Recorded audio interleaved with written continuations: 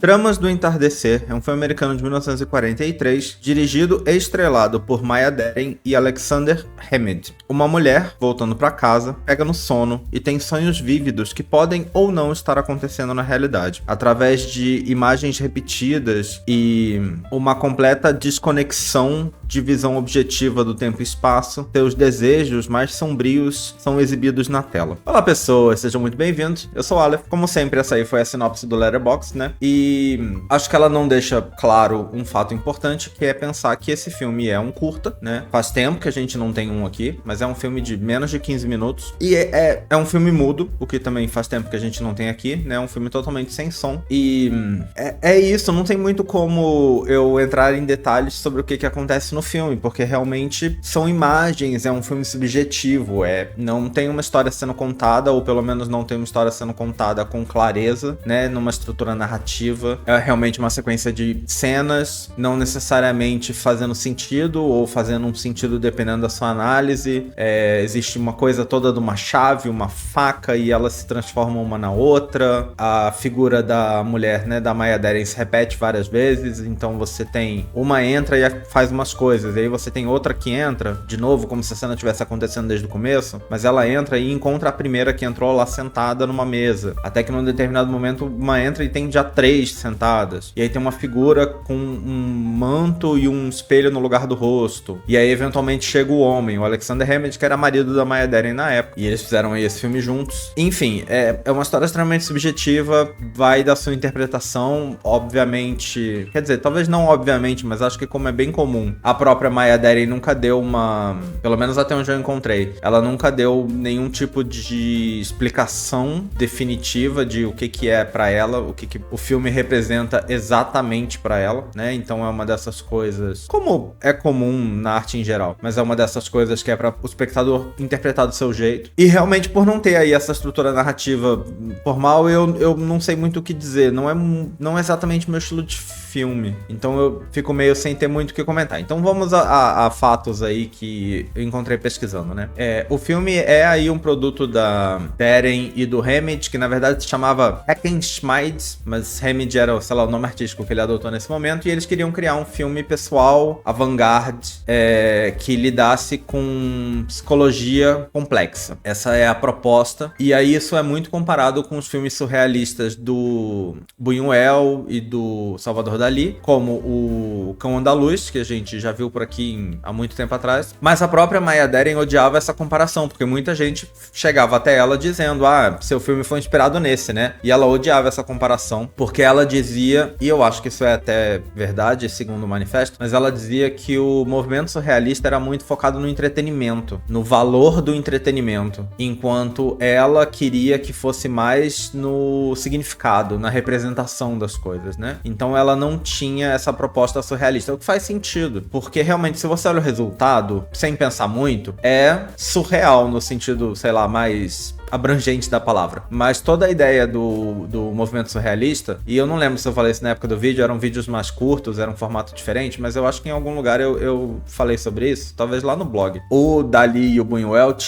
era importante pra eles que as cenas do filme não significassem nada. Então era intencional que não tivesse um significado por trás. Então as cenas que você tá vendo num filme surrealista, segundo a própria ideia do surrealismo, é que elas não tenham necessariamente um significado por trás, né? É surreal pelo surreal, sabe? Isso era parte da ideia, pelo menos deles, né? Não sei se de todos os surrealistas, mas pelo menos deles e pelo menos nesse momento. Isso foi algo que, se eu não me engano, foi dito em relação ao Cão Andaluz na época. Então, tinha essa proposta. Não é pra ter significado. Então, quando você vê, sei lá, a cena do Cão Andaluz, da mão do cara cortada e saindo as formigas de dentro, isso não é pra representar algo. É só pra ser uma cena bizarra. Tipo, tive essa ideia aqui, enfiei no filme, e é isso, né? Não é pra ir além disso. Não é pra isso representar alguma coisa. Enquanto o filme da Maya Deren tudo é pra representar alguma coisa. Então, ela não gostava dessa comparação, embora o resultado seja mais ou menos semelhante, ela não gostava dessa comparação, acho que justificadamente, porque realmente são propostas muito diferentes, né? O filme dela é pra você ver e tentar tirar significado daquilo. Diferente do surrealista, que é pra você ver e simplesmente considerar aquilo, tipo, que bizarro, hahaha, né? Como ela diz, a questão de ser pelo entretenimento. O filme dela não, é pra você ver e pensar, tipo, o que isso representa, o que isso tá querendo dizer aqui, o que tá acontecendo na verdade nessa cena, tipo, isso é uma representação simbólica do quê, sabe? Tem essa intenção. O filme é uma colaboração aí da Maya Deren com o Hammett, que era marido dela na época, mas é muito discutido sobre quem foi o principal responsável pelo filme. Então, por exemplo, a Deren geralmente é considerada como a principal responsável pelo filme, mas um outro cineasta chamado Stan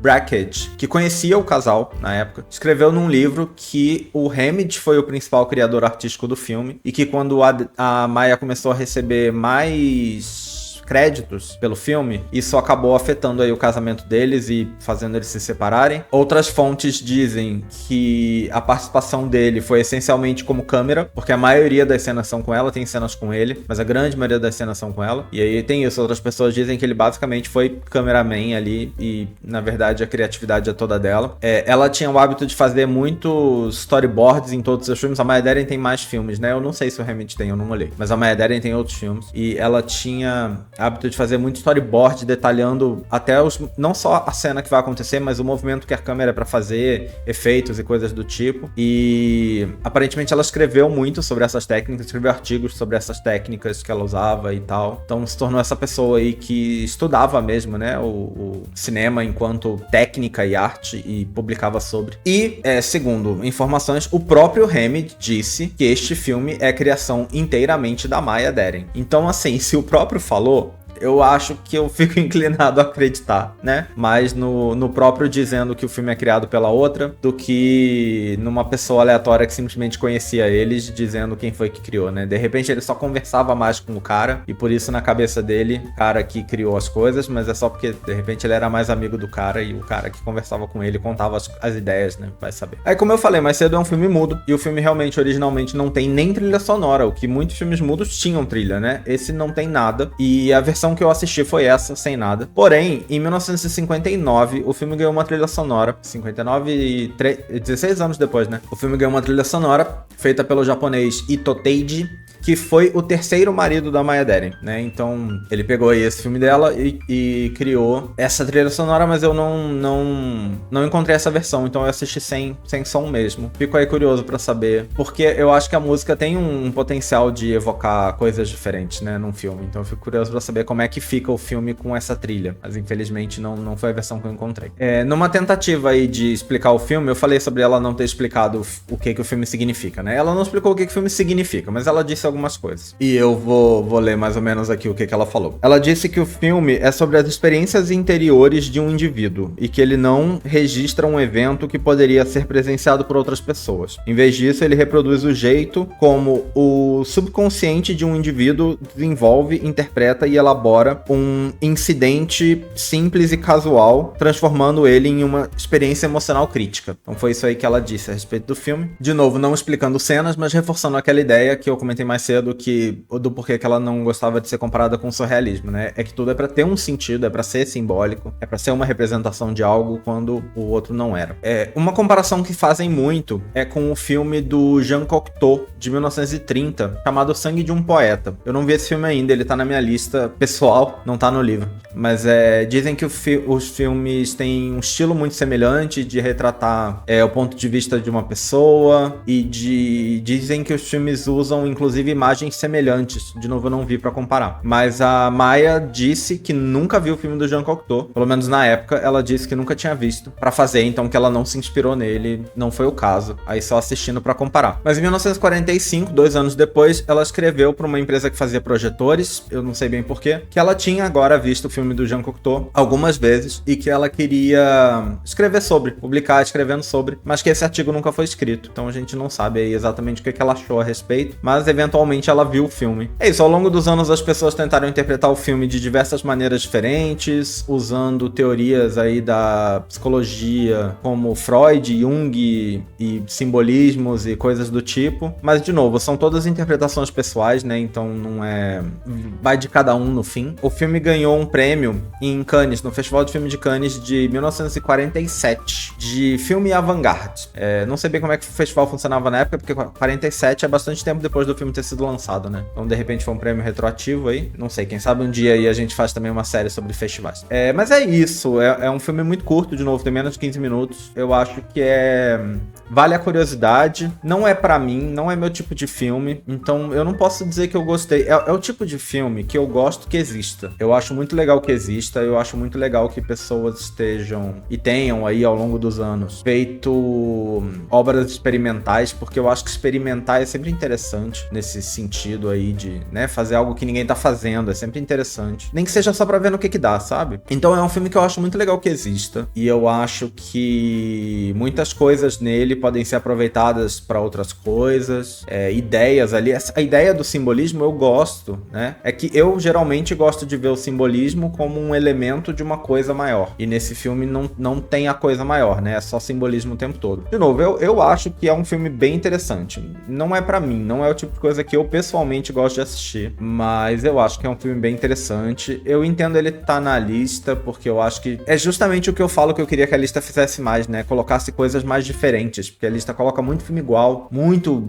Hollywood genérico. Tem muito filme na lista que é muito parecido um com o outro. Então, seria até inconsistente da minha parte dizer que eu não acho que esse filme devia estar na lista, né? Eu pessoalmente não gosto, mas eu acho que ele é um filme que combina com uma lista dessa, mais do que muitos outros filmes que estão nela. Então, eu até, de repente, manteria. Eu não tiraria, mas eu não sei se eu colocaria, né? Porque eu não gostei muito. De novo, porque não é meu tipo de filme, eu não sei se eu, pessoalmente, colocaria esse filme na lista, mas eu não tiraria ele dela, né? Tendo sido colocado por outras pessoas, eu acho. Mas é isso, eu não tenho muito o que dizer. É um filme super curto, então, se alguém aí quiser assistir, vale a pena. O livro fala muito sobre esse simbolismo, né? E o livro cita especificamente a coisa da faca que eu falei. O livro fala sobre a escada, sobre o cenário, sobre a montagem do cenário do filme, né? Fala muito sobre o filme ter sido responsável por definir uma espécie de visão do tormento feminino no cinema, que eu acho que de repente faz sentido. E eu digo de repente porque a ideia é que ele influenciou muitos filmes que vêm depois, né? Eu preciso ver filmes que vêm depois pra poder achar realmente essa coisa, né? Então é algo que eu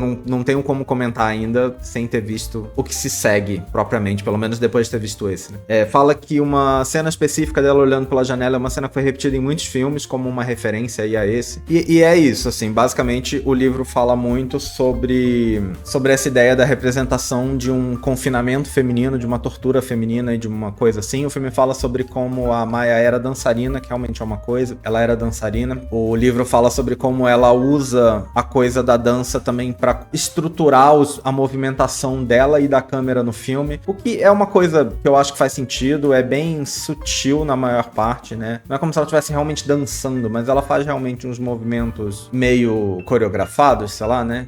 De algum jeito. Então acho que é algo que faz sentido também. Falam também sobre como isso também foi uma coisa que influenciou aí representação feminina em filmes futuros. Então, de repente é isso, é uma coisa que dá pra gente ficar de olho aí em próximos filmes, pra tentar comparar cenas e representações com esse. Não sei o quanto eu vou conseguir ficar com isso na cabeça, minha memória não é das melhores.